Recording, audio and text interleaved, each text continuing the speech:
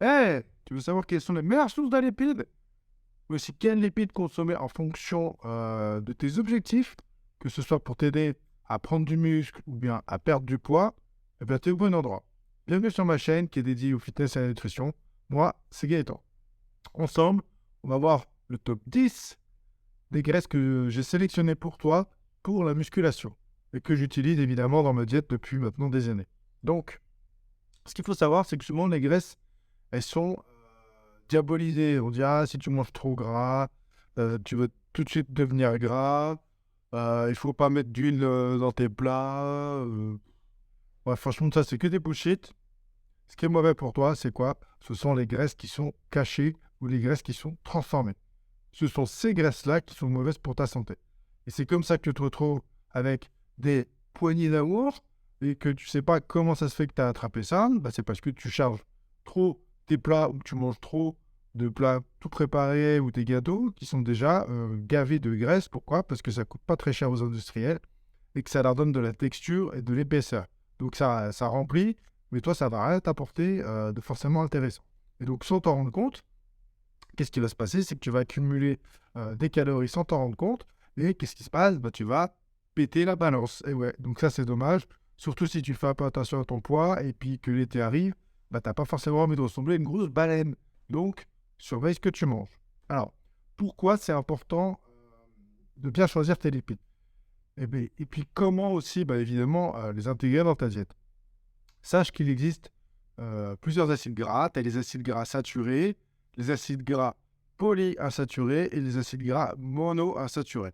Alors après, souvent, les acides gras saturés, c'est des acides gras que tu retrouves, que ce sont des graisses que tu retrouves un peu à l'état solide, comme par exemple bah, du beurre ou de la graisse de coco. Voilà, ça c'est un petit point juste pour que tu reconnaisses comme ça. Alors, toutes les matières grasses que je viens de te citer sont bonnes pour toi à part les matières grasses trans ou ce qu'on appelle des graisses hydrogénées, qui, elles, sont créées artificiellement par les industriels et qui, ça a été reconnu par les organismes de santé différents dans tous les pays du monde, d'ailleurs, pratiquement, sont très dangereuses pour ta santé.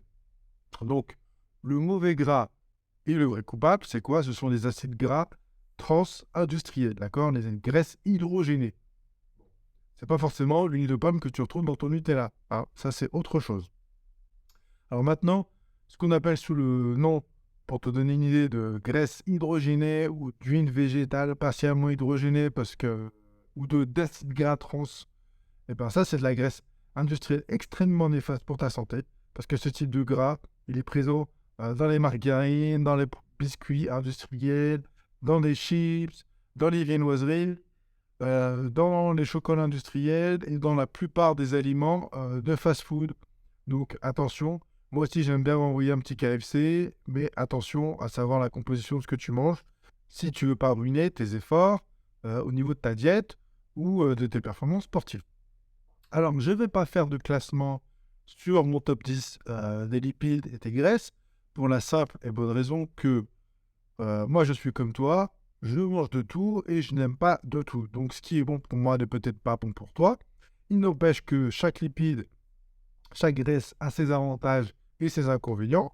Et puis, bah, ce qui me convient à moi ne te conviendra peut-être pas à toi. Donc, sélectionne tes graisses en fonction de tes goûts surtout. Mange ce qui te fait plaisir et dans la mesure du possible, essaye de consommer au maximum des produits qui sont sains, qui ont du goût. Et tu verras que tu auras largement le choix pour te faire plaisir. Allez, tout de suite, on va commencer. Alors, qu'est-ce que tu dois retrouver dans ta cuisine? Eh ben, je vais commencer par celui qui n'est pas le plus courant, mais qui présente des propriétés intéressantes, c'est l'huile de coco. Eh ben, l'huile de coco, qu'est-ce que tu peux faire avec? De la cuisine dans ta poêle, par exemple, l'intégrer dans tes gâteaux. Ça a une très bonne résistance aux hautes températures. Toutes les huiles et toutes les graisses que je vais donner, la plupart du temps, elles ont des bons profils lipidiques, mais je ne reviendrai pas dessus. Bon, la noix de coco, ça résiste très bien aux hautes températures si tu fais des cuissons. Et ça fond très très vite. Donc ça, c'est des gains de temps pour quand tu fais la cuisine.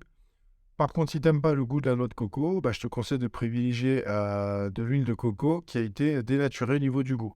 Donc c'est juste qu'ils ont enlevé le parfum de la noix de coco. Ça ne veut pas dire que c'est une graisse qui est transformée. Tu auras toujours les propriétés de la noix de coco sans le goût de la noix de coco. Voilà. Ensuite, un indispensable évidemment, et sûrement la plus connue par toi et par l'ensemble des personnes qui t'entourent, eh ben, c'est l'huile d'olive. Pourquoi? Parce que c'est celle que tu utilises facilement dans une salade ou dans la cuisson pour tes plats, ou c'est de l'huile que tu rajoutes sur une burrata, comme j'ai mangé hier avec des bonnes petites tomates. C'était vraiment sympa. Je me suis bien régalé. Donc cette huile d'olive, bah, tu l'utilises bien sûr dans tes plats chauds, en vinaigrette, mais aussi dans ta cuisson. Maintenant, dans ta cuisson, je te conseille pas de l'utiliser à haute température parce que c'est pas la meilleure huile qui est conseillée pour cuire tes aliments à haute température. Et si tu les cuis trop fort, en plus, ça risque de la dénaturer. Donc ça, tu le sais peut-être pas, mais je disais dans une autre vidéo, je suis d'origine asiatique, mais je suis aussi d'origine bretonne. Donc je ne peux pas faire l'impasse sur le beurre nature et notamment le beurre salé. Ça, c'est mon préféré. Je l'adore vraiment. Que dire? Tu le prends, tu le mets en tartine. Moi, un petit pain grillé, tac tac, avec un peu de beurre ou sel de Guérande, avec les petits cristaux qui croustillent sous la dent. Un peu de fromage, si c'est pas l'heure du petit-déj. Pourquoi pas d'ailleurs, je mange du fromage aussi au petit-déj, hein. Donc le soir, avec ma femme, du pain grillé, du beurre, du fromage, un peu de salade pour faire style, on mange de la verdure, et un bon verre de vin rouge. Franchement, ça, c'est un repas qui est vraiment nickel. C'est un truc que j'affectionne tout particulièrement. Ensuite, le beurre, évidemment, tu peux l'utiliser en cuisson pour faire dorer une belle pièce de viande. Ça, c'est vraiment un régal. Sache que tu peux faire aussi toi-même ton propre beurre. Tu le laisses 20, 30, 40 minutes à température ambiante. Tu le mélanges gentiment avec un peu de sel si tu veux faire un beurre salé, avec de l'ail, avec des épices, tout ce que tu veux, des herbes de Provence. Tu le remets en forme carrée ou en forme de saucisson dans un papier cellophane. Tu mets ça au frigo et tu t'es fait un beurre aromatisé. Moi, je sais que j'adore consommer du beurre maître d'hôtel. C'est un beurre ail avec du persil, un beurre un petit peu d'une couleur verte. Quand tu le découpes, qu'il est froid et que tu le fais gentiment fondre sur ta pièce du maître boucher, avec toujours le petit frite au four, moi je trouve que c'est un régal. Alors après, pendant que je faisais du régime cétogène, je le fais plus trop, mais ça m'arrive d'en faire. Le régime cétogène, c'est quoi? C'est un régime où tu consommes pratiquement exclusivement des graisses, des protéines et pas de sucre. Moi, ça m'arrivait des fois, j'ai du mal à parler, ça m'arrivait des fois de manger juste un petit morceau de beurre comme ça avec du sel. Il y en a qui vont dire que c'est trop bizarre et tout, mais tu verras que si tu le manges un peu à la manière du sucette, ça passe vraiment pas mal. Ensuite, un autre élément indispensable que tu dois retrouver chez toi, c'est de la crème fraîche. Et oui, pourquoi de la crème fraîche? Tu peux la trouver liquide, semi-épaisse, épaisse, à 3%, à 15%, à 20, 30%. Donc ça, c'est nickel. Quand tu veux contrôler ta diète, que tu veux quand même apporter un petit peu de matière grasse, tu l'ajoutes dans tes vinaigrettes pour ajouter de l'onctuosité. Tu la mélanges avec des épices au dernier moment pour mettre sur une viande, pour faire cuire ton poisson, pour faire cuire ton poulet. Ça passe nickel. Alors c'est sûr, après, des fois, comme c'est des produits laitiers, il y a du lactose, bah, il ne faut pas que tu sois intolérant au lactose. Maintenant, sache que c'est quand même un produit qui est intéressant parce que ça va te permettre de jouer sur l'apport calorique de tes sauces en leur donnant du goût et de la texture. Donc ça, c'est vraiment pas mal. Petite astuce que je vais te donner pour toi, enfin petite astuce. Petite recette que j'aime bien faire et que je donne pour toi. Je vais te donner, tu prends, quand tu vas te faire des pâtes, tu prends ta crème fraîche, tu commences à la faire chauffer gentiment dans une casserole, et dedans, tu viens y intégrer du parmesan que tu auras râpé. Tu n'es pas obligé d'en mettre beaucoup, tu verras, tu mets une cuillère à soupe, tu la tournes gentiment dans ta casserole, et après, sur ton plat de pâtes, hop, tu vas faire couler ça, tu m'en diras des nouvelles, d'accord? Franchement, un vrai délice. C'est vraiment quelque chose qui va parfumer subtilement tes plats. La crème fraîche avec une petite addition de fromage, avec un petit peu d'ail. Comme il y a de la matière grasse, ça va prendre les arômes de ce que tu y as intégré. Ensuite, une autre huile que j'aime beaucoup parce qu'elle a un parfum qui est relativement prononcé et toujours avec mes origines asiatiques, hein, c'est l'huile de sésame grillée. Alors là, ça c'est vraiment top. Pourquoi? Tu voyages directement en Asie. Et pour te faire plaisir, bah, là aussi, je vais te donner ma recette favorite, parce que c'est toi. Donc, ma recette de vinaigrette asiatique, c'est quoi? De la sauce soja salée, environ 3 cuillères à soupe. Ensuite, Si tu as du citron frais, c'est mieux, mais si tu n'en as pas, tu as du citron style pulco, tu peux l'utiliser aussi, pas de souci. Mais pour donner une équivalence, tu peux mettre la moitié, voire un citron entier, si tu aimes quand c'est un petit peu plus acidulé. Moi, je mets entre la moitié d'un citron et un petit peu plus, ça dépend de mes envies et de mes goûts. Évidemment, de l'huile de sésame grillée. Là, tu peux mettre 2 cuillères à soupe. Ça va vraiment parfumer ta vinaigrette. Tu vois, c'est vraiment top. Un petit peu de moutarde de Dijon. Donc là, on sort de l'Asie, mais ça, c'est pas grave.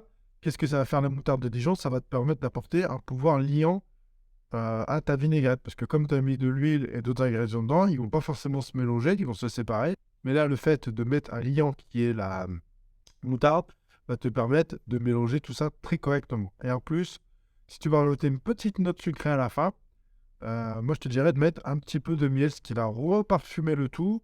Et ensuite, tu peux rajouter une petite pincée de poivre. Après ça, c'est à ta contenance. Et là, franchement, boum, là, tu te retrouves avec une salade de fou, une sauce salade de fou. Et tu m'en diras vraiment des nouvelles. D'ailleurs, ça m'intéresse de savoir comment est-ce que tu l'as fait, toi, ta vinaigrette. T'es plutôt sauce traditionnelle française? Tu as d'autres petites astuces à me donner. Moi, ça m'intéresse. Donc, vas-y, n'hésite pas à me donner ta réponse en commentaire afin que je m'en régale aussi. D'accord? Nous avons ensuite l'huile de lin. Donc ça, c'est pas forcément la plus connue, parce que souvent tu la trouves en magasin bio, mais ça ne veut pas forcément dire que c'est une huile qui est hors de prix non plus. Mais ce qui est intéressant avec l'huile de lin, c'est que parmi les acides gras qui composent cette huile singulière, eh ben, tu vas retrouver à peu près entre 45 à 70% d'oméga 3 pour moins de 10% d'acides gras saturés. Donc c'est vraiment une huile de premier choix. Donc l'huile de lin, elle est vraiment, par contre, ça c'est vrai que c'est le point qui est un petit peu embêtant, c'est une huile qui est comme un petit peu fragile par contre. Donc tu vas pas la laisser en plein soleil dans ta cuisine, tu penses bien à la refermer. Et moi je te dirais que c'est une huile en plus qu'il faut consommer exclusivement, et ça j'y tiens, il faut la consommer froide. Donc les cuissons, ça c'est interdit, c'est vraiment pas une huile à utiliser pour la cuisson. Il y a un autre point sur lequel il faut faire attention, c'est que c'est une huile qui doit être impérativement conservée dans une bouteille opaque. Enfin, dans le contenant doit être de telle manière à ce que la lumière ne puisse pas y rentrer. Sinon, ça va dénaturer les propriétés positives de cette huile-là, et ça serait quand même dommage. Et c'est une huile que tu réserves dans ton frigo. Ensuite, une fois que tu l'as ouverte, l'huile de lin peut te stocker au frais pendant à peu près 9 mois. Donc, normalement, dans ces eaux-là, tu auras déjà fini de consommer ta bouteille d'huile de lin. Et après ouverture, je te conseillerais de la consommer dans les 3 mois afin d'éviter tout risque de rancissement. D'accord? Donc ça, c'est une chose importante. N'oublie pas, c'est une huile qui est vraiment très bonne pour sa contenance en oméga 3. Maintenant, si tu aimes bien ce que je fais comme petite vidéo, c'est le moment promotion, bah, n'hésite pas à partager à tes amis I et IE sportifs et sportives, qu'ils soient go muscu ou juste à fond cardio. Moi, mes conseils sont adaptés vraiment aux femmes et aux hommes. D'accord? Pas de souci là-dessus. Maintenant, qu'est-ce que je veux? Ah, je viens de perdre mon bracelet. Et regarde le bracelet que mon fils venait de me faire. Je vais me remettre après. Ensuite, une autre huile que j'affectionne particulièrement qui est l'huile de cacahuète. Eh bien, tout simplement, c'est une huile qui apporte un parfum de folie dans tes plats. C'est idéal pour des fritures parfumées comme des frites. Si par exemple tu connais le fast-food de Five Guys, la particularité du Five Guys, c'est qu'ils font cuire leurs pommes de terre, enfin leurs frites, dans de l'huile de cacahuète. Et là, au niveau du goût, je ne sais pas s'il faut une double cuisson d'ailleurs. Bon, bref, ça c'est pas grave. Mais au niveau du goût, c'est vraiment un truc de fou. Dans le même style, c'est comme les... Comment ça s'appelle? Comme les Belges, qui utilisent non pas de l'huile normale, mais de l'huile de la graisse de bœuf pour faire cuire leurs frites. Avec eux aussi, par contre, une double cuisson. Ça, j'en suis sûr. Et là, ça te donne un goût, une texture qui est vraiment idéale. Ensuite, l'huile de cacahuète, qu'est-ce qui se passe? Ça apporte de délicieuses notes à tes plats exotiques, qui soient à base de légumes, de viande ou de poisson. Donc ça, c'est vraiment idéal pour une petite saveur, ce petit côté un petit peu grillé et gourmand, quoi. Et en plus, c'est vraiment l'huile de cuisson par excellence pour la poêle, comme elle résiste aux hautes températures. Donc c'est une huile qui convient très bien si tu fais de la cuisine au wok, par exemple. Ensuite, quelque chose qui est moins utilisé, mais que tu peux quand même trouver assez facilement, ou que tu peux récupérer si jamais tu en as utilisé, c'est par exemple de la graisse d'oie ou de la graisse de canard. Donc ça, c'est une huile qui est vraiment top. Pour moi, c'est quelque chose qui devrait être un indispensable dans ta cuisine. Et c'est vraiment le produit typique français mais son utilisation, en plus, elle est complètement versatile. Tu fais des confits, tu le mets dans les cassoulets, dans les haricots, dans les lentilles, dans les omelettes, dans des petites pommes de terre grenaille à la poêle. Ouais, mais là, franchement, j'ai faim. Il est que 11h, 10h53. Mais rien que j'en parle, ça me met déjà l'eau à la bouche. Et en fait, franchement, c'est vraiment quelque chose de vraiment nickel pour donner du goût à tes plats. Et en plus, selon certaines études, euh, la consommation régulière de cette graisse d'oie ou de graisse de canard, en plus du bon goût qu'elle va apporter à tes plats, c'est une graisse, une forme d'huile qui protégerait notamment les habitants du sud-ouest, parce que c'est eux qu'on consomme le plus, des maladies cardiovasculaires. Donc très très bon pour ton système cardiovasculaire, pour protéger ton cœur. Et c'est aussi riche en cholestérol. Alors attention le cholestérol, oui, mais c'est du bon cholestérol qu'on y retrouve. Et donc ça va prendre la place du mauvais cholestérol. Donc franchement, les graisses d'oie ou graisse de canard, lorsque tu te fais cuire un petit magret de canard, ne jette pas ton huile, tu la récupères, tu la filtres dans un petit tamis, tu peux la garder quelques temps au frigo et tu la réutilises pour te faire cuire soit de la viande, soit des petites pommes de terre, des haricots verts. Franchement, tu vas te régaler. Alors, je sais, j'ai déjà parlé de l'huile d'olive, mais là, on ne parle pas de n'importe quelle huile d'olive. Ce n'est pas de l'huile d'olive nature. On va parler de l'huile d'olive aux extraits. D'accord? Et quand je dis aux extraits, ce n'est pas de l'huile aromatisée. Ce n'est pas de l'huile avec un parfum chimique qu'on vient mettre à l'intérieur. Là, l'huile d'olive aromatisée, c'est magique. Truffe, citron, ail, basilic, piment, et puis sûrement j'oublie des parfums, là, hein, si toi tu connais une autre huile que je ne connais pas avec d'autres parfums, n'hésite pas à me le faire partager. Moi, je suis toujours curieux pour intégrer des nouvelles saveurs dans ma cuisine et faire profiter mes enfants et ma femme. Et ben là, tu comprends tout de suite l'intérêt, bien sûr, d'utiliser une huile aromatisée aux extraits naturels. Hein, aromatisée aux extraits naturels. Tu mets un petit filet d'huile sur ta viande, sur ton poisson, sur ta salade ou sur ta pizza préférée, ou même des pâtes fraîches, quoi. T'as pas besoin d'en mettre 3 tonnes. Et franchement, ça va te permettre de bien coller à ta diète. Pourquoi? Parce que certes, c'est de l'huile, donc c'est assez calorique. Mais donc, tu n'as pas besoin d'en mettre 3 tonnes. Et ça, qu'est-ce qui va se passer? C'est que ça va te permettre de coller à ta diète. Comme tu n'en mets pas 3 tonnes, tu mets un petit filet et ça va tout de suite parfumer tes repas. Et donc, ça va te permettre, comme je le disais, de bien coller à ta diète. Et là, du coup, en veux-tu, en voilà. Là-dessus, on est d'accord. Et en plus, tu as toujours les bienfaits de l'huile d'olive avec un petit goût supplémentaire. Et ça, c'est vraiment quelque chose d'appréciable. Et enfin, pour terminer mon top 10, je vais sûrement te parler d'une huile que tu ne connais pas. En tout cas, il y a très peu de gens qui la connaissent.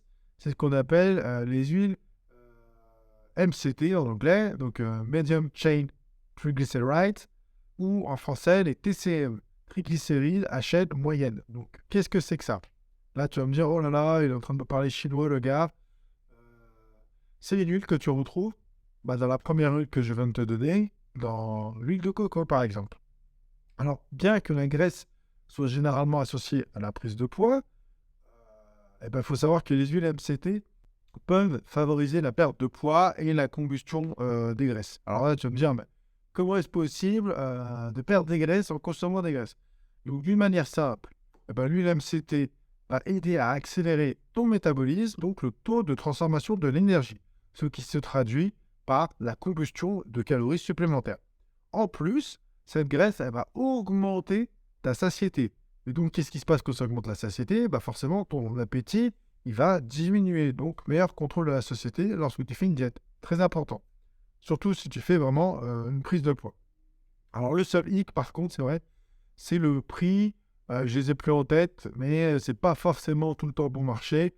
Après, toi de faire tes recherches, en fonction des sites sur lesquels tu trouves, je suis sûr que tu peux trouver des prix intéressants. Mais pour revenir sur cette huile-là, il faut savoir que ça peut quand même contribuer, parce que c'est une huile qui a vraiment de très très bons avantages, comparé aux inconvénients du prix. C'est une huile qui peut contribuer de manière significative à réduire la quantité de mauvais cholestérol et aussi à augmenter la quantité de bon cholestérol. Donc ça, c'est ce que tout le monde recherche, sportif ou pas sportif d'ailleurs. Et en plus, le potentiel de l'huile MCT, c'est que ça peut être utilisé par les personnes atteintes de diabète de type 2 ou de résistance à l'insuline. Parce que celle-ci, elle va augmenter la sensibilité des tissus à l'insuline. Ça, pour ces gens qui ont des carences dans cette hormone-là, ça peut avoir un profil vraiment intéressant. Les bienfaits d'une supplémentation de cette huile MCT, c'est que c'est également utilisé pour augmenter les fonctions cognitives. Donc, c'est-à-dire comment fonctionne ton cerveau. Lui, il en est très friand de cette matière d'huile MCT.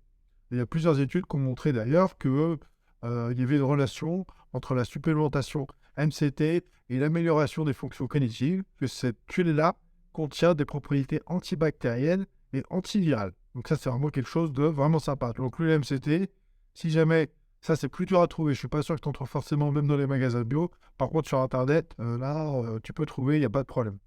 Donc voilà, vous savez tous sur les meilleurs lipides. Je vous ai dit mon top 10 des lipides que vous devez avoir chez vous. Maintenant, tu es prêt, vous êtes prêt à varier vos plats et à manger sainement. Vous allez, grâce à moi, avoir de l'énergie pour avoir de bons résultats en sport et aussi faire bien fonctionner votre cerveau. Et votre santé vous dira merci, car vous donnerez à votre corps tout ce qu'il réclame. Allez, à bientôt!